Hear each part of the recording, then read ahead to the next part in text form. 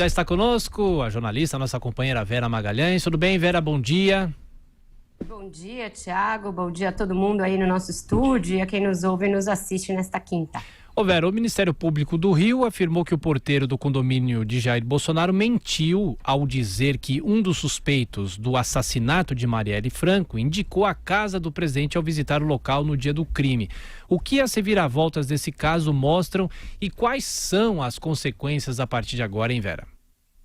As consequências imediatas são um acirramento ainda maior das relações entre Bolsonaro e a imprensa, notadamente entre Bolsonaro e o Grupo Globo de Comunicação.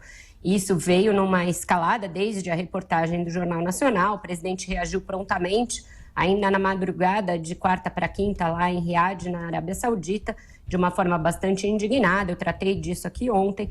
Falei sobre como ele estava exaltado e o tipo de acusação que ele tinha feito tanto à emissora quanto ao governador Wilson Witzel de participarem de uma espécie de um complô para desestabilizar o seu governo, a ele próprio e a sua família.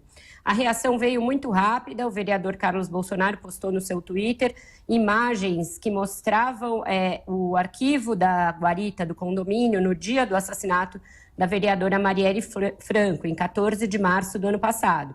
E pelos registros, o suspeito de participar do crime, Elcio Queiroz, dá a casa de Rony Lessa e não a de Bolsonaro. Ele também acessou um áudio em que alguém na casa 65, que é a de Lessa e não a de Bolsonaro, autoriza a entrada do visitante. E nos registros que ele exibiu, num vídeo no Twitter, não havia nenhuma tentativa de contato com a casa do presidente Jair Bolsonaro. Depois disso, o Ministério Público veio a público para dizer que esses registros todos já haviam passado por uma perícia e que, portanto, o porteiro havia mentido em não um, mas dois depoimentos em que ele citou o contato com a casa de Bolsonaro e também que alguém naquela casa que ele identificou como sendo seu Jair teria autorizado a entrada do visitante e depois confirmado essa entrada mesmo diante da evidência de que ele se dirigia a outra casa e não a de Bolsonaro. Então, são esses os fatos. A reportagem da Globo não acusava o presidente de nada, é bom que se diga, exibia apenas um depoimento que é verídico, mas que foi desmentido pelo Ministério Público e por uma perícia realizada nos áudios e nos registros de entrada do condomínio. Com isso, a situação entre ele e a empresa se acirrou. Ele recebeu solidariedade por parte dos seus aliados e até de alguns dissidentes bolsonaristas que empenharam e hipotecaram solidariedade ao presidente.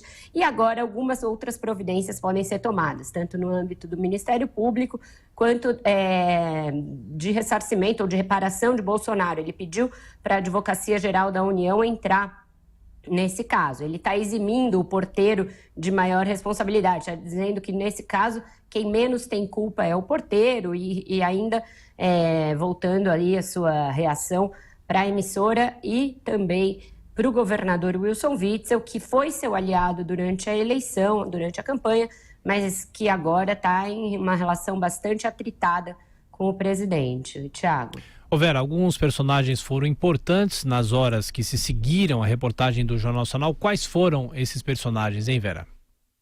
Bom, primeiro, evidentemente, o vereador Carlos Bolsonaro já tinha uma enorme ascendência sobre o pai, ascendência política e ascendência nos rumos da comunicação presidencial e da comunicação pessoal de Jair Bolsonaro, e agora ganhou a ares do filho que salva o pai.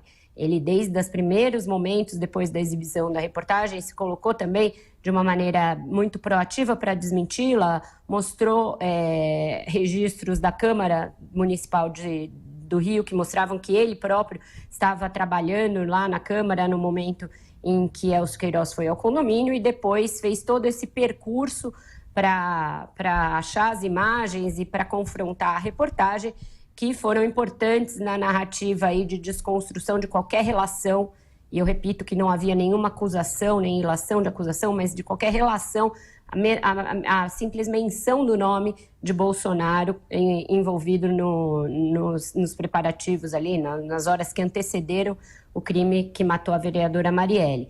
O segundo personagem que ganhou relevo nessa história foi o ministro Sérgio Moro, que uma vez instado por Bolsonaro a pedir investigação a esse respeito, reagiu rapidamente e pediu que a PF, que o Ministério Público apurassem o caso. Então, ele ganhou pontos aí com Bolsonaro, mostrou que as relações dos dois estão, de alguma maneira, recompostas depois de algum período de atrito, Thiago. E o terceiro personagem que se aproximou de Bolsonaro nesse episódio foi o Procurador-Geral da República, Augusto Aras. Ele imediatamente disse que o presidente era uma vítima e não um acusado nesse caso, trouxe à tona a história de que o Ministério Público já havia refutado o depoimento do porteiro e, portanto, embora não seja essa a sua função principal, não seja esse o papel do Ministério Público, se aproximou um pouco mais de Jair Bolsonaro com esse episódio todo, Thiago. Bom, Vera Magalhães, estaremos te acompanhando e também acompanhando os desdobramentos deste caso. Bom trabalho para você, até mais tarde, Vera. Ótimo trabalho e até mais tarde.